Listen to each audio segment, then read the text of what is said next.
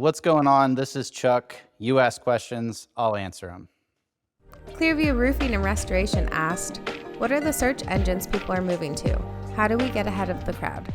Like 95+% of people are using Google. And it's a really, really small percentage of people are using like Bing, Yahoo, DuckDuckGo. So I'd say start with Google. And if you can show up really well on Google and get good at that game, the other ones will be pretty easy because they either pull their results from Google or they're going to be trying to copy Google in some way. So if you can be good on Google, you'll probably be good on the other search engines as well. How's that for short and punchy? What? Cool. Nodell Thomas asked, how do I get out of an Angie Ads contract? 8 days in, but I see the pattern. The easiest way to get out of that contract is to not sign it in the first place. I've never heard of anybody successfully getting out of that contract without paying the cancellation fee. I know people who will stop the payments or claim to their bank that there's fraud, and then their bank will turn around and go talk to Angie's List, and Angie's List or whatever will never respond. If you signed up and you're not happy with it, you're probably just going to have to bite the bullet and pay the cancellation fee and just be more careful next time. Jacob Williams asked, what do you think of CraftJack? I don't know a lot about CraftJack other than it's just like the other lead reselling services. They buy leads from other people, entities, places on the internet, and then they'll turn around and sell them to you. They might generate them through Google Ads. They might have their own web properties where they generate leads, but essentially it's the same. They're trying to capture people's contact information and sell it to you. So I think these lead reselling platforms are fine to use, but you just have to be careful when it becomes your main customer acquisition strategy because they control the rules and they can change the rules on you anytime. So maybe it's working great today, but just ask people that are using Angie's List today who were also using it 10 years ago, and they'll tell you it used to work a lot better, and now they're looking around and wondering what they should do. John the Beast BD asked, on my business profile, it says views available soon. What does that mean? So when you first start your profile or a lot of different things with Google, Google's going to be gathering information about what's going on in your listing. And Google also has a bunch of filters. So there's bots, there's computers that are pretending to be humans looking all over the internet all the time. For every one person who views your profile, there's probably 10,000 bots at least. And so Google in the beginning is trying to clean up the information that it gives to you, or it's just gathering the information still and it hasn't had enough time to gather anything. So I'd say give it a couple days and you'll probably see some information there that's useful. Dimitri asked, if my operation is run from my house, then do I just put my home address for the Google Maps info? If you are operating a business from your home, which is super common among contractors, then you just use your home address as your business listing address. And if you don't want that address visible to the public, then you can just check the little option in your GMB dashboard that lets you show a service area instead of your spot on the maps. Now, it's been debated in the past whether or not it's better to show your location or not. And that's just something that you can try. If you're not getting any traction with your listing, you can try making your location visible if you're okay with that and see if it comes up more often. But Google is always adjusting their algorithms, and who's to say exactly what's working best today, but it is always an option to hide your address.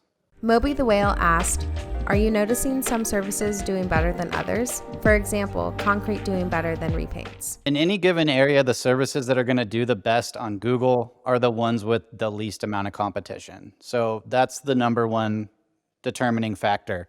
If you're the only repaint or the only concrete company in your area, you're going to automatically float to the top. Now, there's also different services that lend themselves to being better for advertising or better for organic search. For example, if you do like water damage and restoration, this is a service that's well suited for advertising because people, their house floods, they need it fixed right now. They go to Google, they type something in, they click on the first thing they see, and they go from there.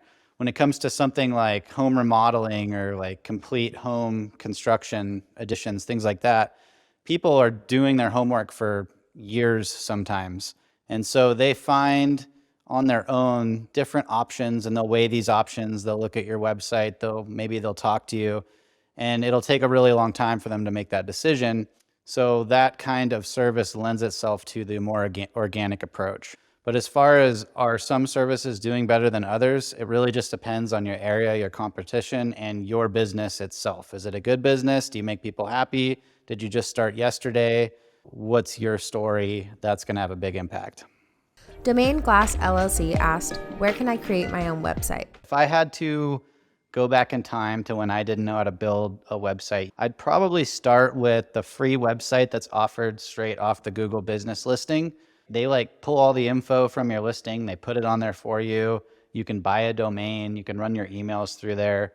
There's all sorts of tools that they give you that allow you to get started on this stuff. In the long run, if you really want to be serious about building your website and maintaining it and growing it and those kinds of things, there's free courses on Udemy on HTML and CSS coding. There's a bazillion free tutorials on YouTube for WordPress and other platforms like that. So you have a ton of options. If you're serious about it, I recommend going towards the options that allow you to build your own things, own them, customize them yourself.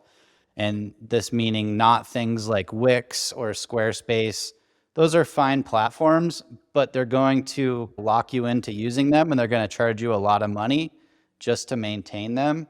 And then when it comes time for you to graduate from those, it's going to be more of a process. Lots of options to weigh, but I'd start with the free option on Google My Business. Basketball asked, what would be the best way to generate leads or a customer base for a small carpet cleaning company? Are you doing residential or are you doing commercial? That would be the first question I would ask.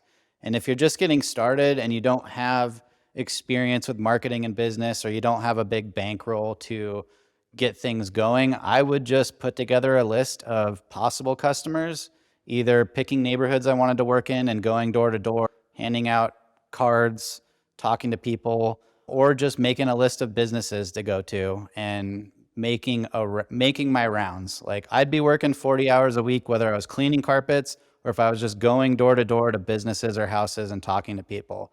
And I would even hit the same ones over and over again, because the 8th time you talk to someone, they're going to think it's funny right before they hire you. That's how I would get started, saving up some money, doing some research and figuring out what my next steps would be. But if you can go out into the world and get customers yourself, it's going to make everything else a million times easier. A lot of people skip that step, and when things go wrong or something stops working, they have nothing else to turn to because they don't have the skill set to go out and get customers. Dalton Lopez asked, how do you manage your time with all the things you do? Videos, contracting, marketing company. In the beginning, for the first couple years, I just worked 60 or 70 hours a week. And it wasn't like I go to work and I'm sitting at a desk for 12 hours a day, but it was like all the time. At night, I was reading about things. In the daytime, I was building roofs or framing or doing whatever. Whenever I had time, when I wasn't on the construction site, I was on my computer doing marketing. And I remember hiring the first person to help me build a website, like a assistant, if you will.